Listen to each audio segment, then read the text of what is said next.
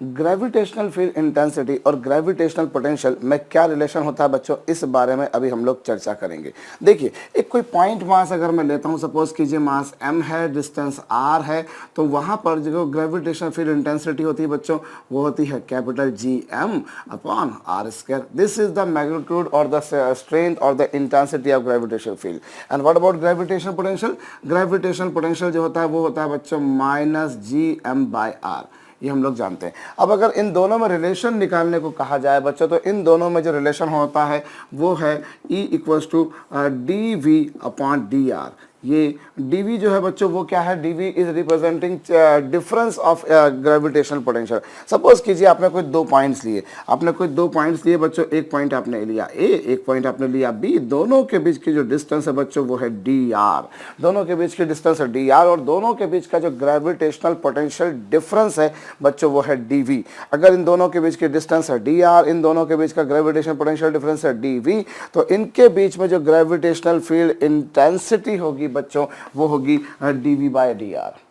Gravitational field intensity को हम किस तरह से डिफाइन कर सकते हैं? It can be defined as the gradient of gradient का मतलब होता है बच्चों ratio, gradient of gravitational potential with respect to distance.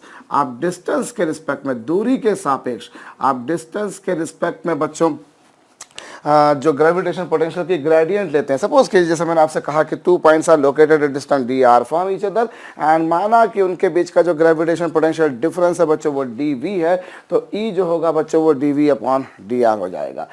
E हम कह सकते हैं it is defined as gravitational potential, ये जो है E क्या है बच्चों? ग्रेविटेशन फील्ड इंटेंसिटी, और dv/dr जो है बच्चों वो ग्रेविटेशन पोटेंशियल का ग्रेडियंट है। तो इस तरीके से हम लोग ग्रेविटेशन फील्ड इंटेंसिटी को डिफाइन कर सकते हैं। और ये बच्चों मैंने एक बिल्कुल सिंपल भाषा में बताया, लेकिन अगर मैं इसको वेक्टर फॉर्म में लिखना चाहूँ, if I want to express in vector form, तो हम कैसे लिख सकते हैं मैं आपको बताता हूँ। वेक्टर फॉर्म में जो होगा बच्चों वो होगा del v upon del x into I cap, फिर उसके बाद में बच्चों del v upon del y into J cap, और फिर बच्चों del v upon del z into K cap. ये इस तरह से कुछ बच्चों। अगेन इस पे से देखिए ये क्या है? ग्रेविटेशन फील्ड इंटेंसिटी, और ये del V upon del X बच्चों क्या है? ग्रेविटेशनल पोटेंशियल का डिफरेंशिएशन है। ये भाई डिफरेंशिएशन जो होता है बच्चों उसे आप d/dx इस तरह से लिखा करते हैं। किसी भी फिजिकल क्वांटिटी के डिफरेंशिएशन को हम d/dx इस तरह से रिप्रेजेंट करते होते हैं, लेकिन यहाँ पर एक्चुअली ये जो डिफरेंशिएशन हमने लिया है बच्चों, दिस इज पार्शियल डिफरेंशिएशन। इसका मतलब होता है आंशिक अवकलन। पार्शियल डिफरेंशिएशन का मतलब क्या होता है मैं आपको बताता हूं। देखिए, सपोज कीजिए कि यदि आपको मैं बोलूं dy log y का डिफरेंशिएशन कीजिए, तो log y का डिफरेंशिएशन क्या होगा? log y का डिफरेंशिएशन होगा बच्चों 1/y, और फिर y का dy/dx।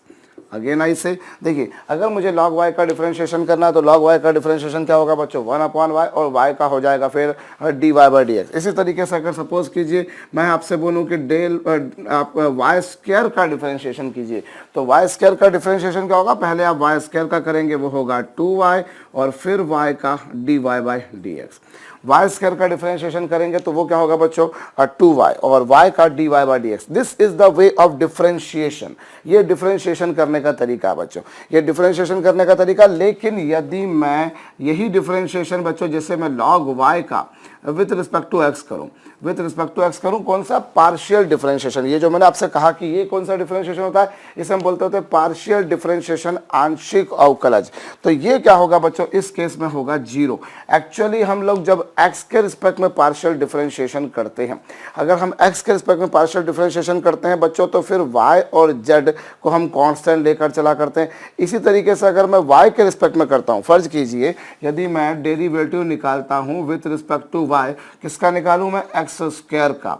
तो x स्क्वायर जो है बच्चों that would be treated as a constant quantity, और इसका जो पार्शियल डिफरेंशिएशन होगा बच्चों वो 0 होगा। नॉर्मल वे में क्या होता है कि अगर आपको किसी फंक्शन के रिस्पेक्ट में डिफरेंशिएशन करना, तो ये प्रोसीजर होती है। जैसे log y का 1/y, फिर y का dy/dx, यहाँ पर y स्क्वायर का 2y, इस तरह से। y की जगह कोई और फंक्शन होता तो हम उसको करते कुछ इस तरह से।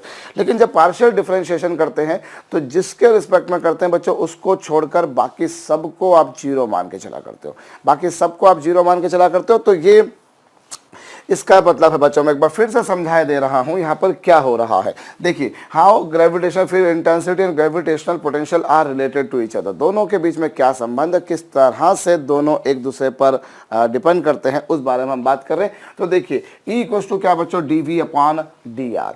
Gravitational field intensity can be defined as the gradient of gravitation potential with respect to distance. Suppose कीजिए कोई दो पॉइंट्स के बीच में आप चले, जिनके बीच की डिस्टेंस डी आर है, जिनके बीच का gravitation potential difference D V है, तो उनके बीच में जो ग्रेविटेशन फील्ड इंटेंसिटी होगी बच्चों, वो D V upon D R होगी, वो D V upon D R होगी।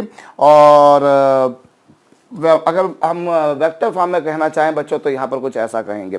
अब इससे हम लोग बच्चों इस पर सम करते हैं, जिससे आपको क्लियर होगा। चलिए, एक आसान सा सम मैं आपको देता हूँ कि gravitational potential in space is given by k upon R square. Question समझ जाइएगा बच्चों, gravitational potential in space is given by minus k upon R square, determine gravitational field intensity as a function of are.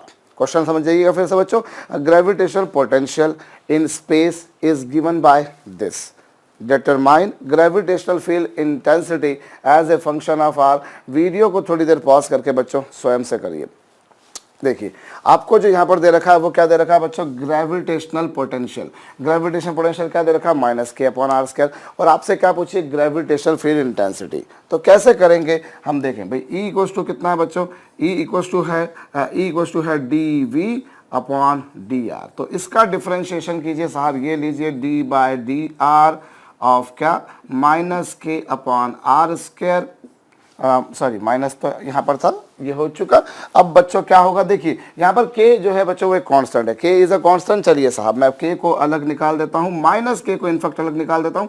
और बच्चों ये r की power -2 minus k, और r की power -2 का डिफरेंशिएशन बच्चों पावर आगे आ जाएगी और एक पावर आप उसमें से कम कर देंगे। देखिए, माइनस के तो एज इट इज, -2 को आप आगे ले आए, और r की पावर -2 का डिफरेंशिएशन क्या होगा बच्चों, r की पावर -2 -1, एक और पावर हमने -2 -1 कर दिया। और इस तरीके से माइनस माइनस क्या हो जाएगा बच्चों, प्लस हो जाएगा, and this would become 2k over r cube. -2 -1 क्या हो जाएगा, -3। -3 को जब आप डिनोमिनेटर में लेकर आ जाएंगे तो वो प्लस हो जाएगा। So this is gravitational field intensity as a function of R. ये ग्रेविटेशनल फील्ड इंटेंसिटी आ गई बच्चों as a function of R, 2k upon R cube.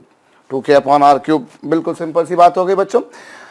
एक क्वेश्चन हम और कर लेते हैं, एक क्वेश्चन हम लोग और कर लेते हैं बच्चों। प्रश्न लिखिएगा, gravitational potential in space varies as following.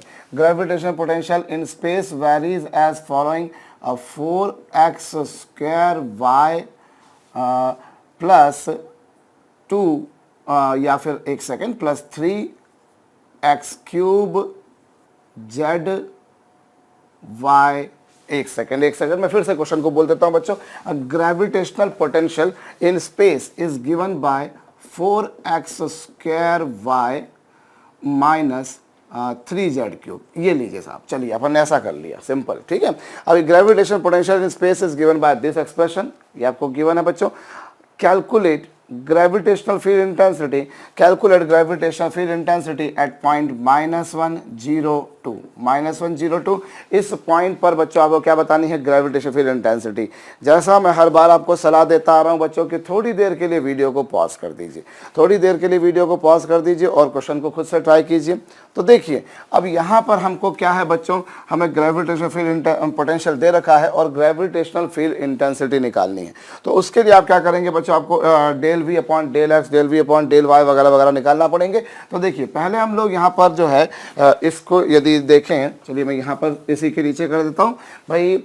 इधर आप इसका डिफरेंशिएशन करेंगे तो डेल अपॉन डेल एक्स, और ये क्या है बच्चों, 4x square Y minus 3z cube into I cap. और फिर बच्चों ये फिर वही घिसी पिटी सी बात, डेल अपॉन डेल वाई, और ये क्या है बच्चों, ये है 4x square Y minus 3z cube J cap plus del upon del Z, और फिर वापस से वही बात बच्चों 4x² y minus 3z cube into K cap.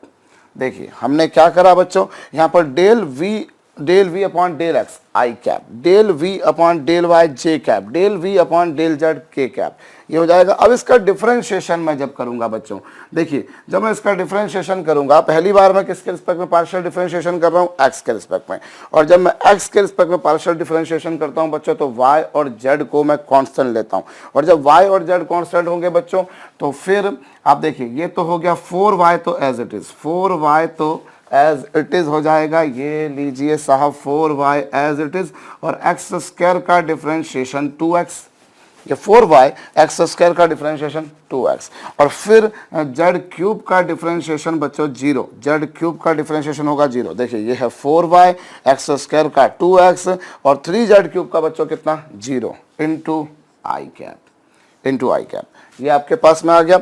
Again I से this is 4y x square का डिफरेंशिएशन 2x, 3z क्यूब का कितना बच्चों 0, ये हो जाएगा इंटू आई कैप, प्लस हम देखें बच्चों तो यहाँ पर आप किसके रिस्पेक्ट में कर रहे हैं, y के रिस्पेक्ट में कर रहे हैं, y के रिस्पेक्ट में कर रहे हैं तो बाकी सब कांस्टेंट होगा, बाकी सब कांस्टेंट होगा तो यहाँ ये 4x² और y का y के रिस्पेक्ट में पार्शियल डिफरेंशिएशन, बट ऑब्वियसली 0 होगा बच्चों। देखिए 4x² y का y के रिस्पेक्ट में 1 और 3z क्यूब का बच्चों हो जाएगा 0, 3z क्यूब का हो जाएगा 0 इंटू जे कैप प्लस। अब मैं जब बारी आती है बच्चों z के रिस्पेक्ट में करने की तो z के रिस्पेक्ट में डिफरेंशिएशन करूंगा तो x और y दोनों कांस्टेंट होंगे और दोनों का डिफरेंशिएशन हो जाएगा 0 0 0, x² y दोनों कांस्टेंट हैं तो दोनों का डिफरेंशिएशन 0, और जहां तक 3z क्यूब का सवाल है बच्चों तो 3 फिर z क्यूब का हो जाएगा 3z² और इनटू में के कैप।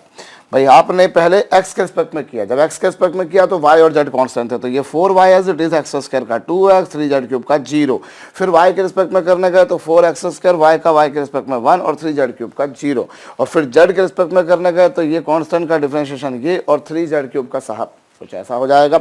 अब बच्चों मैं इसे और सॉल्व करूं तो ये देखिए ये क्या हो गया बच्चों, this is 8xy I cap और फिर बच्चों 4x² जे कैप और ये 3 3 क्या हो जाएगा बच्चों 9z क्यूब के कैप। अब यहाँ पे आपको वैल्यूज फीड करनी है तो देखिए जो पॉइंट है बच्चों उसके कोऑर्डिनेट्स क्या दे रखे -1 0 2, उसके कोऑर्डिनेट्स आपको दे रखे बच्चों -1 0 2, तो x की जगह आप पुट करिए -1, x की जगह क्या पुट करेंगे बच्चों -1, ये लीजिए -1, और y की जगह कितना बच्चों 0 आई कैप। अगेन आई से भाई x की जगह -1 y की जगह 0, ये हो गया, प्लस 4 x की जगह -1 जे कैप और z की जगह बच्चों कितना, z की जगह आपने 2 रख दिया तो ये 2 क्यूब इंटू के कैप। फिर से मैं बोल रहा हूँ बच्चों x की जगह आपने रखा -1 y की जगह 0 आई कैप, फिर x की जगह आपने -1 रखा स्क्वायर जे कैप -9 और z की जगह 2 के कैप। अब इसको आप फर्दर सॉल्व करेंगे बच्चों तो आपके पास में क्या आएगा, ये पूरा हो गया 0, ये पूरा 0 हो गया, ये लीजिए साहब ये पूरा तो 0 हो गया, और फिर यहाँ पर ये क्या आ जाएगा बच्चों, this is 4j cap, this is 4j cap और 8 9 72 72 k cap. So this would be the gravitational intensity at the given point. भाई ये तो पूरा 0 हो गया, 0 से मल्टीप्लाई कर देने पर, और ये हो गया 4j cap minus 9 8 72 k cap. So this is the gravitational field intensity, and if we are interested in finding its magnitude only, यदि बच्चों मुझे उसका केवल मैग्नीट्यूड निकालना हो, उसकी वैल्यू नहीं निकालना, उसको वेक्टर फॉर्म में नहीं निकालना हो तो कोई हर्ज नहीं, हम जानते हैं under the root of X square plus Y square plus Z square. अगर मुझे सिर्फ और सिर्फ उसका मैग्नीट्यूड निकालना है बच्चों तो root X square plus Y square plus Z square से आपके पास में मैग्नीट्यूड आ जाएगा। तो ये बच्चों हमारे पास में वो दो फार्मूले थे, वो दो आइडेंटिटीज थी जो हम तब यूज़ करते थे बच्चों जब हमको ग्रेविटेशनल पोटेंशियल दे रखा हो और ग्रेविटेशनल फील्ड इंटेंसिटी कैलकुलेट करनी हो। देखिए हम लोग जो है बच्चों ग्रेविटेशनल फील्ड इंटेंसिटी को फिर से मैं बोल रहा हूँ इस तरह से डिफाइन कर सकते हैं कि it can also be defined as gradient of gravitational potential with respect to distance. Suppose कीजिए छोटी सी डिस्टेंस dr चले, उसमें ग्रेविटेशनल पोटेंशियल में चेंज आया dv का, तो ये जो होगा बच्चों वो हो जाएगा dv upon dr। Gravitational field intensity is defined as gravitational potential gradient. ये हो जाएगा बच्चों, और उस बेसिस पर हमारे पास में एक वेक्टर फॉर्म में ये वाला फार्मूला है। अच्छा, अब मैं आपको यहाँ पर एक काम की बात बताता हूँ बच्चों, जो मैं थोड़ी बार बार एक मुझसे गलती भी हुई थी, बार बार एक मैं माइनस साइन लगा रहा था, आपने देखा होगा इस दौरान, तो गलती में क्यों हो रही थी मैं आपको वो बताता हूँ। एक्चुअली क्या है बच्चों, ये जो रिलेशन हमने पढ़ा है, आगे चल के जब आप इलेक्ट्रिसिटी पढ़ेंगे, इलेक्ट्रोस्टैटिक्स पढ़ेंगे, तब भी आप इस तरह के रिलेशन पढ़ेंगे। वहाँ पर आप लोग ग्रेविटेशनल, अभी ग्रेविटेशन पोटेंशियल पढ़ते हैं, वहाँ आप पढ़ेंगे इलेक्ट्रोस्टैटिक पोटेंशियल या इलेक्ट्रिक पोटेंशियल, और यहाँ हम पढ़ते हैं ग्रेविटेशन फील्ड इंटेंसिटी, वहाँ हम पढ़ेंगे इलेक्ट्रिक फील्ड इंटेंसिटी। अब एक्चुअली उनमें जो रिलेशन होता है बच्चों, इलेक्ट्रिक फील्ड इंटेंसिटी और इलेक्ट्रिक पोटेंशियल में जो रिलेशन होता है बच्चों, वो माइनस dV/dr होता है, दैट इज माइनस dV/dr, जबकि यहाँ पर प्लस है। और जैसे जैसे मैंने यहाँ पे प्लस लिखा है ना, उसमें सब में माइनस आ जाएगा, यहाँ भी माइनस आएगा, यहाँ भी माइनस आएगा, यहाँ भी माइनस आएगा, सब जगह पे माइनस आएगा। तो यहाँ वो नहीं आता। बट अनफॉर्चुनेटली मैंने देखा बच्चों, बहुत सी बुक्स में भी आपको जो ग्रेविटेशन फील्ड इंटेंसिटी और पोटेंशियल है, उनमें भी रिलेशन वही दे रखा है जो इलेक्ट्रिक वाले में होता है। इलेक्ट्रिक वाले में ये रिलेशन होता है, लेकिन ग्रेविटेशन वाले में नहीं होता माइनस। ग्रेविटेशन वाले में माइनस नहीं होता। बिल्कुल मैंने जो लिखा है बच्चों, वो बिल्कुल सत्य लिखा है। पर मैंने देखा अच्छी बुक्स में कई बार देखा है मैंने कि वो माइनस लिखा होता है। एक्चुअली इलेक्ट्रिक वाले में माइनस होता है। उस माइनस का एक सिग्निफिकेंस है, मैं आपको बताता हूँ।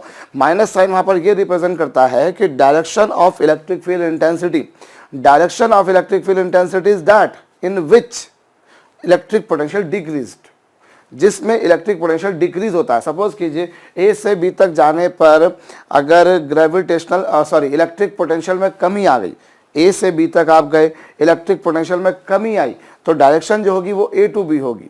और अगर बी से ए तक जाने पर कमी आई तो डायरेक्शन होगी बी टू ए। ये फंडा रहता है। जबकि यहाँ पर क्या होता है, ग्रेविटेशन में बाकायदा ग्रेविटेशन फील्ड की डायरेक्शन वही होती है जिस डायरेक्शन में ग्रेविटेशन पोटेंशियल बढ़ता है, इंक्रीज होता है, इसमें बाकायदा वही होती है। मैं एक बार फिर बता रहा हूँ, देखिए थोड़ा सा कंफ्यूज हो जाएंगे अभी आप मेरे ख्याल से। भाई यहाँ पर मैं जब ग्रेविटेशन की बात करता हूँ तो मैं ये जो रिलेशन लगाता हूँ उनमें प्लस रहता है, लेकिन इलेक्ट्रिक वाले में माइनस रहता है। और माइनस साइन वहाँ पर ये बताता है कि direction of electric field intensity is that in which electric potential is decreased, while in case of gravitation direction of gravitation field intensity is that in which gravitation potential is increased। तो यहाँ minus की जरूरत नहीं है। पर जैसा मैंने आपसे कहा कि आपको पुस्तकों में लिखा हुआ मिल जाएगा, हो सकता है उसके आधार पर आप बोलें कि सर ने गलत पढ़ाया है हमारी बुक में, तो ये लिखा हुआ है। और एक नहीं दो बुक में देखा तो भैया बुक्स का काम सही होगा, सर का काम गलत होगा। तो भैया ऐसा है कि बुक में लिखा हो हमेशा सत्य, ऐसा जरूरी नहीं है। एक्चुअली वो हमारी आदत पड़ी रहती है, अनडाउटेडली हमारी आदत पड़ी रहती है। मैं भी बार बार माइनस लगा रहा था, क्योंकि हमें इलेक्ट्रिक फील्ड में ये काम करने की बहुत ज़्यादा आदत रहती है। तो हमारे को वो आदत है कि इक्वल्स टू माइनस dV/dr लिख देते हैं। बट वो रिलेशन आप इलेक्ट्रिक में लगाएंगे, ग्रेविटेशन में बच्चों में बिल्कुल होशो हवास में आपसे बात कर रहा हूँ, आप प्लस ही लगाइएगा। वहाँ माइनस साइन बताता है कि इलेक्ट्रिक फील्ड की डायरेक्शन वो होगी जिसमें इलेक्ट्रिक पोटेंशियल डिक्रीज होता है, कम होता है। जबकि यहाँ पर हम लोग ग्रेविटेशन फील्ड इंटेंसिटी की डायरेक्शन वो होती है जिसमें ग्रेविटेशन पोटेंशियल इंक्रीज होता है बच्चों। इसीलिए तो यही रहेगा। हाँ, अगर मैग्नीट्यूड निकालना तो फिर अपने को लोचा है नहीं, क्योंकि अगर क्या होगा, अगर आप यहाँ माइनस लेते, यहाँ माइनस लेते, तो फिर मालूम है क्या होता है, वेक्टर फॉर्म में क्या आता है, फिर ये हो जाता है माइनस और ये हो जाता है प्लस, प्लस वाला हो जाता है माइनस, माइनस वाला हो जाता है प्लस। लेकिन अगर मैग्नीट्यूड निकालने को आता तो बच्चों फिर टेंशन नहीं था, क्योंकि स्क्वायर कर देने से वो माइनस हो प्लस हो सबको वैल्यू एक ही जैसी हो जाती है। एनीवेज, सो ये बच्चों हमारे पास में रिलेशन था ग्रेविटेशन पोटेंशियल और फील्ड इंटेंसिटी में, तब जब आपको पोटेंशियल दे रखा हो। अब मैं यहाँ पर लगे हाथों एक और बात बताता हूं बच्चों। अगर सपोज कीजिए किसी स्पेस में बच्चों ग्रेविटेशनल पोटेंशियल कांस्टेंट है, अगर किसी स्पेस में बच्चों ग्रेविटेशनल पोटेंशियल कांस्टेंट है, तो वहां पर कांस्टेंट का डिफरेंशिएशन हम जानते हैं बच्चों कितना होगा, 0। सो अगर किसी जगह पर ग्रेविटेशनल पोटेंशियल कांस्टेंट है तो वहां ग्रेविटेशनल फील्ड इंटेंसिटी 0 होगी। वहाँ पे ग्रेविटेशन फील्ड इंटेंसिटी जो होगी बच्चों वो 0 होगी। और इसका उल्टा भी मैं बोल सकता हूँ कि अगर ग्रेविटेशन फील्ड इंटेंसिटी कांस्टेंट है तो उस जगह पे ग्रेविटेशन पोटेंशियल कांस्टेंट होगा। भाई एक बात आप समझ लीजिए, इस तरह के क्वेश्चन बना करते हैं, जब डिस्प्लेसमेंट 0 है तो क्या जरूरी है डिस्टेंस भी 0 होगी, जब डिस्प्लेसमेंट 0 है तो क्या जरूरी है वेलोसिटी भी 0 होगी। ऐसे क्वेश्चन हम लोग देखते आ रहे हैं पहले से बच्चों। तो यहाँ पर भी क्वेश्चन बना करता है कि अगर मान लीजिए किसी स्पेस में किसी जगह पर ग्रेविटेशनल फील्ड इंटेंसिटी अगर किसी जगह पर जीरो है बच्चों, अगर किसी जगह पे ग्रेविटेशन फील्ड इंटेंसिटी जीरो है तो क्या ये आवश्यक है कि ग्रेविटेशन पोटेंशियल भी वहां पर जीरो होगा? नहीं। अगर किसी जगह पर ग्रेविटेशन फील्ड इंटेंसिटी जीरो है तो इसका तात्पर्य, इसका सिग्निफिकेंस, इसका अर्थ, इसका अभिप्राय ये होगा बच्चों कि वहां पर ग्रेविटेशनल पोटेंशियल कांस्टेंट होगा। अब वो कितना भी हो सकता है हर जगह पर वो उसकी वैल्यू 10 यूनिट्स हो सकता है उसकी हर जगह पर वैल्यू जो है वो 15 यूनिट्स हो सकता है हर जगह पर उसकी वैल्यू 0 यूनिट हो। But one thing is certainly sure that if gravitational field intensity in any region is equals to 0, it means that gravitation potential in that region would remain constant. That would remain constant. और एक और बात बच्चों हम देखें, यहाँ पर देखिए ये जो फार्मूला मैंने डायरेक्ट लिख दिया, हम इसको मैथमेटिकली डिराइव भी कर सकते हैं, कोई बड़ी बात नहीं होगी, कोई बड़ी बात नहीं होगी। और एक और बात यहाँ पर हम और समझ सकते हैं बच्चों कि आप देखिए, आपको पता है इसकी जो यूनिट होती है, इसकी यूनिट क्या होती है बच्चों? दैट इज जूल पर केजी। इसकी जो इसकी यूनिट क्या होती है बच्चों? इसकी यूनिट होती है जूल पर केजी। आपको ध्यान हो how gravitation potential was defined. Gravitation potential was defined as work done in bringing unit mass from infinity to a given position. भाई आप इन्फिनिटी पर थे और इन्फिनिटी से आप 1 kg के मास को लेकर आए, इन्फिनिटी से आप 1 kg के मास को लेकर आए, लाने में आपने जितना वर्क किया उससे हम बोला करते हैं बच्चों ग्रेविटेशन पोटेंशियल। यूनिट केजी का मास था, 1 kg का मास था, उसे आप इन्फिनिटी से किसी पोजीशन तक लेकर आए, जो वर्क किया उससे आप क्या बोलते थे? Gravitation potential. और इसकी यूनिट क्या आती थी बच्चों? जूल पर केजी। जूल पर केजी आती है। और इसकी यूनिट जो आती थी बच्चों वो क्या आती थी? न्यूटन पर केजी। न्यूटन पर केजी, ये आप जानते हैं। इसकी यूनिट जूल पर केजी थी, इसकी यूनिट न्यूटन, क्योंकि force acting on unit mass is known as gravitation potential, gravitation field intensity, ये है बच्चों। तो अब अगर मैं उस आधार पर यहाँ पर एक और रिलेशन देखना चाहूँ तो देखिए E इक्वल्स टू क्या? E इक्वल्स टू है बच्चों dV अपॉन dr। और dV की यूनिट क्या है बच्चों? dV की यूनिट है जूल पर केजी, जूल पर केजी। और इसकी यूनिट क्या है बच्चों? मीटर। भाई इसकी यूनिट है जूल पर केजी, इसकी यूनिट क्या होगी डिस्टेंस की बच्चों? मीटर। अब जूल पर मीटर क्या होगा? जूल पर मीटर जो होगा बच्चों नेचुरली न्यूटन होगा। भाई फोर्स में अगर आपने डिस्टेंस का मल्टीप्लाई कर दिया तो आपको वर्क मिलता है, ये आप जानते हो। फोर्स में जब आप डिस्टेंस का मल्टीप्लाई कर दो तो आपको वर्क मिलता है, मतलब न्यूटन इंटू मीटर कर देते हो तो आपको जूल मिलता है। न्यूटन इंटू मीटर कर देते हो तो जूल मिलता है। तो नेचुरल सी बात है बच्चों कि यदि मैं जूल को मीटर से डिवाइड कर दूं, यदि मैं जूल को मीटर से डिवाइड कर दूं तो वो क्या आ जाएगा? न्यूटन। देखिए जूल को मीटर से डिवाइड कर दिया न्यूटन, और ये क्या बच्चों? केजी। और ये हूबहू वैसी ही यूनिट आ गई है बच्चों, ये वैसी की वैसी ही यूनिट आ गई जैसी इसकी एक्चुअली होती है। भाई अब यूनिट वाइज देखना चाह रहे हैं, मैं आपको दोनों को यूनिट वाइज देखना चाह रहे हैं कि दोनों ये रिलेशन जो हमने लिखा है वो सही है कि नहीं है। तो यहाँ पर देखिए dV की यूनिट, भाई V की यूनिट क्या होती है? जूल पर केजी, वो मैंने रखी। और डिस्टेंस की यूनिट क्या होती है बच्चों? मीटर। तो ये जूल पर मीटर क्या होगा? जूल पर मीटर जो होगा बच्चों वो होगा न्यूटन। जूल पर मीटर क्या होगा बच्चों? न्यूटन होगा, जैसा कि आप वहाँ से देख रहे हैं। तो न्यूटन पर केजी आ गई, और यही यूनिट होती है बच्चों ग्रेविटेशन फील्ड इंटेंसिटी की। चलिए हम लोग बात कर रहे हैं बच्चों, अब थोड़ा सा हम आगे बढ़ते हैं। अब अभी तक हमने जो चर्चा करी उसमें हमको पोटेंशियल दे रखा था और हम फील्ड इंटेंसिटी निकाल रहे थे। अब यदि बच्चों हमें किसी जगह पर, अगर हमें किसी जगह पर फील्ड इंटेंसिटी दे रखी हो और पोटेंशियल निकालना हो तो हम कैसे निकालेंगे बच्चों? पोटेंशियल किसी जगह पर अगर आपको निकालना है तो उसके लिए जो रिलेशन लगाएंगे बच्चों आप वो ये लगाएंगे, ये लीजिए साहब। भाई नेचुरल सी बात है कि अगर v को डिफरेंशिएट करने से e आता है तो e को इंटीग्रेट करने से v आएगा, ये तो आप समझ सकते हैं। भाई वेलोसिटी को इंटीग्रेट करते हैं तो आपको डिस्प्लेसमेंट मिलता है, और डिस्प्लेसमेंट को डिफरेंशिएट करते हैं तो वेलोसिटी मिलती है।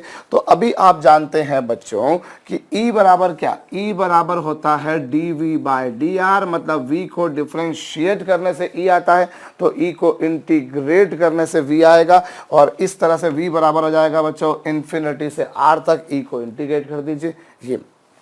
और एक और रिलेशन जो हमारे पास में हो सकता है बच्चों, ये तो हमने एक रिलेशन देख ही लिया, अदरवाइज हमारे पास में अगर वेक्टर फॉर्म में देखा जाए बच्चों तो वेक्टर फॉर्म में भी हम इस तरह का एक रिलेशन लिख सकते हैं। ये लीजिए, अभी ये YA, ये YB, और ये बच्चों EY/dy, और ये बच्चों ZA, और ये ZB, और ये EZ/dz। भाई ये आपके पास में क्या आ गया? EX/dx, EY/dy, EZ/dz। कुछ इस तरह से हो जाएगा हमारे पास। ये क्या बच्चों? This is the x component of gravitational field intensity, this is y component, this is z component। अभी हम लोग न्यूमेरिकल के माध्यम से समझेंगे, आपको पूरी पिक्चर क्लियर हो जाएगी। आप पहले बच्चों हम एक क्वेश्चन करते हैं, चलिए बड़ा सिंपल सा क्वेश्चन मैं आपको दे रहा हूं। Gravitational field intensity, gravitational field intensity in space, question लिखिएगा बच्चों, gravitational field intensity in space is given by sigma upon r to the power 4। Gravitational field intensity in space is given by sigma upon r to the power 4। Determine gravitational potential as a function of r। Determine gravitational potential as a function of r। Video को तो क्षणिक देर के लिए बच्चों pause कर दीजिए और solve कीजिए। देखिए आपको E दे रखा है, आपको ग्रेविटेशन पोटेंशियल निकालना, तो E इक्वल्स टू क्या होगा बच्चों, हमने फार्मूला देखा E का V जो है बच्चों दैट इज इंटीग्रेशन होगा इन्फिनिटी से R तक, और E की जगह आपने रखा ये, भाई ये रिलेशन है ना, ये रिलेशन मैंने यहाँ पे रख दिया। अब ये क्या होगा बच्चों, ये आपको देगा ये पहली बात तो सिग्मा यहाँ पर कांस्टेंट है, सिग्मा यहाँ पर कांस्टेंट है, और ये हो जाएगा बच्चों इन्फिनिटी, ये हो जाएगा आर, ये आर की पावर -4 डी आर, ये हो जाएगा। अब इसका हम यदि बच्चों इंटीग्रेशन करते हैं तो ये हो गया सिग्मा आर की पावर -4 का इंटीग्रेशन -3 अपॉन -3, आर की पावर -4 का -3 अपॉन -3, और लिमिट जो होगी बच्चों वो हो जाएगी इन्फिनिटी से आर, लिमिट इन्फिनिटी से आर हो जाएगी। और -3 को आप एक काम कीजिए, इधर आगे लिख दीजिए, तो ये हो जाएगा बच्चों -सिग्मा अपॉन 3, -सिग्मा अपॉन 3, और आर की पावर -3 को बच्चों हम 1 अपॉन आर क्यूब भी लिख सकते हैं। आर की पावर -3 को हम क्या लिख सकते हैं बच्चों, 1 अपॉन आर क्यूब, और यहाँ पर बच्चों हम ये -सिग्मा अपॉन 3 और 1 upon R cube -1 upon infinity cube, ये आ जाएगा। ये आपके पास में आर क्यूब रखा बच्चों, फिर ये मैंने इन्फिनिटी का क्यूब रख दिया। अब ये क्या होगा बच्चों, this would be -sigma upon 3 into क्या बच्चों 1 अपॉन आर क्यूब। भाई इन्फिनिटी तो हो जाएगा इन्फिनिटी, और 1 अपॉन इन्फिनिटी हो जाएगा 0, so this would be the gravitational potential. ये आपके पास में क्या आ जाएगा बच्चों, ग्रेविटेशनल पोटेंशियल। होप मेरी बात खोपड़ी में आपके आई होगी बच्चों। देखिए सिंपल बात है, हमें ई दे रखा है और हमसे पूछा V as a function of R, तो ये आपके पास में क्या रिलेशन है बच्चों, हमने ई जो था v इक्वल्स टू क्या था, इंटीग्रेशन इन्फिनिटी से r तक, आपने ये ई की जगह रखा, इसका इंटीग्रेशन करेंगे, बड़ा सिंपल हमारे पास में कैलकुलेशन करके ये आ जाएगा। अब एक काम करते हैं, यहाँ पर हम और काम कर लेते हैं बच्चों। देखिए मैं फिर बोल रहा हूँ, यहाँ पर ये जो है ग्रेविटेशन फील्ड इंटेंसिटी का x कंपोनेंट है, ये उसका y कंपोनेंट और ये z कंपोनेंट, इनका मतलब क्या है मैं अभी न्यूमेरिकल के माध्यम से समझाऊंगा, बट इतना जरूर ध्यान दे लीजिए बच्चों, ये 2 पॉइंट्स थे ए और बी, 2 पॉइंट्स थे ए और बी। एक्चुअली ये जो आपके पास में आया बच्चों, ये उन दोनों पॉइंट्स के ग्रेविटेशनल पोटेंशियल का डिफरेंस आया, इन दोनों पॉइंट्स के ग्रेविटेशनल पोटेंशियल्स का डिफरेंस आया। ये हम लोग जब इलेक्ट्रिसिटी पढ़ेंगे बच्चों तो हमको फंडे बहुत अच्छे से क्लियर हो जाएंगे। अभी जो है तब हम ये रिलेशन आया कैसे, तब उस बारे में भी बात कर लेंगे, बट अभी हम इतना कर लें कि हाँ हमको अगर कोई न्यूमेरिकल आता है तो हम न्यूमेरिकल सरलतापूर्वक कर सकें, उस लिहाज से मैं आपको बता रहा हूँ। चलिए एक मैं आपको क्वेश्चन दे रहा हूँ बच्चों कि gravitational field intensity in space is given bye 3x² i cap minus 4y j cap plus 8z cube k cap. भाई आपको दे रखा है कि gravitational field intensity in space is given by this, calculate gravitational potential difference between points A and B। A के coordinates दे रखे हैं आपको 1 2 3, और B के कोऑर्डिनेट्स आपको दे रखे हैं बच्चों -3 -2 -1। क्वेश्चन समझ में आया होगा मेरे ख्याल से बच्चों। आपको किसी जगह पर ग्रेविटेशनल फील्ड इंटेंसिटी ये दे रखी है, और इन दोनों पॉइंट्स के बीच में आपको क्या बताना है, इन दोनों पॉइंट्स के बीच में आपको पोटेंशियल का डिफरेंस बताना है ए और बी के बीच में, जबकि उनके कोऑर्डिनेट्स दे रखे हैं। तो देखिए दोनों पॉइंट्स के पोटेंशियल का डिफरेंस क्या होगा बच्चों, VB minus VA is equals to, अभी आप देखिए ये जो होते हैं बच्चों, these are the coordinates of A and these are the coordinates of B, और ये जो आपने देखा आई कैप के साथ में जो लिखा हुआ बच्चों, this is the X component of gravitation field intensity. ये ग्रेविटेशन फील्ड इंटेंसिटी का एक्स कंपोनेंट है, ये वाई कंपोनेंट और ये जेड कंपोनेंट है। तो अभी एक्स कंपोनेंट की जगह क्या रखेंगे बच्चों, पहले तो मैं इसको थोड़ा सा बड़ा करके लिख दूं ताकि आपको भी समझने में आसानी रहे, मुझे समझाने में भी आसानी रहे। तो देखिए यहाँ पर बच्चों यदि हम देखें तो ये क्या है, this is the X coordinate, Y coordinate, Z coordinate. X A की वैल्यू 1 और एक्स बी की वैल्यू बच्चों -3। एक्स ए की वैल्यू कितनी है बच्चों 1 है और एक्स बी की वैल्यू कितनी है -3। तो आप 1 से लेकर -3 तक, और ये बच्चों आपके पास में ग्रेविटेशनल फील्ड इंटेंसिटी का एक्स कंपोनेंट, ये एक्स कंपोनेंट। ऐसे ही वाई कंपोनेंट के बारे में बात करें बच्चों तो ये है 2 और ये है -2, और वाई कंपोनेंट की वैल्यू कितनी बच्चों -4 dy, 4y dy। और तीसरा जो आपके पास में है बच्चों कौन सा, जेड। अब जेड, इसका जेड कोऑर्डिनेट कितना बच्चों 3 और इसका जेड कोऑर्डिनेट है -1। तो ये है 3, ये है -1 और बच्चों ये है 8z³ dz। ये लीजिए साहब, again I repeat the things. देखिए जो आई कैप के साथ में होता है बच्चों that is the X component, जो जे कैप के साथ में होता है बच्चों that is the Y component, और जो के कैप के साथ में होता है बच्चों वो जेड कंपोनेंट। अभी एक्स कंपोनेंट कितना है इसका 3x², वाई कंपोनेंट कितना -4y, जेड कंपोनेंट कितना 8z³। ये एक्स है, वाई है, जेड है, ये एक्स भी, वाई भी, जेड भी। सिंपल वैल्यूज होती हैं बच्चों, आपको वैल्यूज फीड करनी होती है, कोई कॉम्प्लेक्स कोई जटिल काम हमारे लिए ये नहीं है। अभी 3x² का डिफरेंशिएशन क्या होगा बच्चों, x³/3। भाई पावर जितनी होती है उसमें एक ऐड करते हो और नई पावर से डिवाइड करते हो। तो ये लीजिए, ये 1, ये -3, अब फिर माइनस, और ये क्या बच्चों y की पावर 1, और y की पावर 1 का इंटीग्रेशन क्या होगा बच्चों y²/2।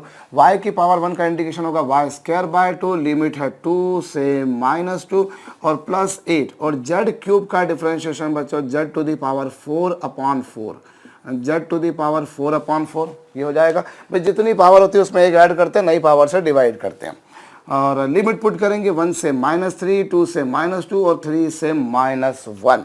अब मैं इस फार्मूला जो लिखा हुआ था बच्चों इसे मिटा देता हूँ, और यहाँ पर देखिए ये 3 से 3 क्या है बच्चों कैंसल, और फिर लिमिट पुट कीजिए। जब लिमिट पुट करेंगे तो x की जगह -3 उसका क्यूब, फिर 1 उसका क्यूब, भाई x की जगह -3 उसका क्यूब, 1 उसकी जगह उसका क्यूब, और 4 से गया बच्चों 2, 2 से 4 गया, और ये क्या हो जाएगा, ये हो जाएगा बच्चों -2 का स्क्वायर -2 का स्क्वायर, y की जगह -2 का स्क्वायर और फिर y की जगह 2 का स्क्वायर, और प्लस 8/4, 8/4 कितना होगा बच्चों 2 हो जाएगा, और यहाँ पर बच्चों -1 to the power 4 -3 to the power 4। ये लीजिए साहब, हमने क्या करा, हमने z की जगह क्या रखा बच्चों -1 और उसकी पावर 4 थी, और फिर z की जगह रखा 3 उसकी पावर 4 थी। अब बच्चों ये क्या हो रहा है, this is what is this, this is -27 -1 -2, और ये क्या हो जाएगा बच्चों 4, ये हो जाएगा 4 और ये हो जाएगा 2, और ये बच्चों -1 की पावर 4 यानी 1, -1 की पावर 4 यानी 1, और ये -3 की पावर 4 यानी 81। अब बच्चों ये क्या होगा -28 + 0 और 82 ज़ा 160, 82 ज़ा बच्चों 160 और 1 नेगेटिव हो जाएगा, एंड दिस वुड बिकम -188। अब यूनिट तो इसकी क्या आएगी बच्चों, इस बात पर डिपेंड करेगी कि आपको फील्ड इंटेंसिटी की क्या यूनिट दे रखी थी। जनरली फील्ड इंटेंसिटी की यूनिट न्यूटन पर केजी होती है अगर हम के सिस्टम की बात करें तो, और जो ग्रेविटेशन पोटेंशियल है उसकी यूनिट जूल पर केजी हो जाएगी, तो उस हिसाब से यूनिट आ जाएगी। अदरवाइज बच्चों ये जो बेसिक 4 फार्मूले मैंने बताया इसके आधार पर काम हो जाएगा आपका। मैं फिर बोल रहा हूँ बच्चों, जिसको हमने E = dV/dr लिखा है, कुछ बंधु भगिनी गण इसको -dV/dr लिखते हैं, वो एक्चुअली इलेक्ट्रिक फील्ड के केस में बच्चों सही होगा, ग्रेविटेशनल फील्ड के केस में वो गलत होगा। हाँ, अगर आप ग्रेविटेशनल फील्ड इंटेंसिटी को, भाई हम एक पॉइंट मास लेते हैं, उससे डिस्टेंस r पर मैं ग्रेविटेशनल फील्ड इंटेंसिटी निकालता हूं बच्चों, तो वो हम लिखा करते हैं gm/r², gm/r²। लेकिन कुछ लोग ग्रेविटेशनल फील्ड इंटेंसिटी को gm/r² ना लिखते हुए -gm/r² लिखते हैं, और उसके पीछे कारण कि साहब ग्रेविटेशनल फील्ड इंटेंसिटी की डायरेक्शन टूवर्ड्स द मास होती है, इसलिए माइनस साइन ले लीजिए। मैंने आपको बताया भी है मेरे ख्याल से ये। तो बच्चों कुछ लोग उसको माइनस ले लेते हैं। अगर आप वो ग्रेविटेशन फील्ड इंटेंसिटी को आप माइनस ले लेते हो, v तो माइनस होता ही है, वो तो आपने मैथमेटिकली डिराइव करा है कि माइनस GM/r, वो तो हम डिराइव कर चुके हैं। लेकिन अगर e को भी हम माइनस ले लेते हैं, अगर e को भी माइनस ले लेते हैं तो फिर हम मानेंगे कि हाँ साहब हमें इस रिलेशन में भी माइनस लेना चाहिए, अदरवाइज तो आप नहीं लेंगे बच्चों। और जहाँ तक मैग्नीट्यूड का सवाल हो तो फिर तो कोई दिक्कत वाली बात नहीं, कोई वादा है नहीं, कोई दिक्कत नहीं है भाई। मैग्नीट्यूड निकालना तो फिर आप वो कुछ भी लिखिए, माइनस लिखिए, प्लस लिखिए, अल्टीमेटली मैग्नीट्यूड तो प्लस ही होगा। तो वो एक अलग बात हो गई बच्चों। और ये 4 रिलेशन हमारे पास में बेसिकली हैं। पहले 2 रिलेशन हमें तब देखे जब v मालूम था, e मालूम करना था, और दूसरे 2 रिलेशन थे जब आपको e पता था, आपको v मालूम करना था। और यहाँ एक बात आपको समझनी है बच्चों कि अगर किसी रीजियन में v पूरी तरह से कांस्टेंट है, अगर ग्रेविटेशन पोटेंशियल में कोई चेंजेस नहीं आ रहे, तो उस रीजियन में बच्चों ग्रेविटेशन फील्ड इंटेंसिटी 0 0 0 होगी।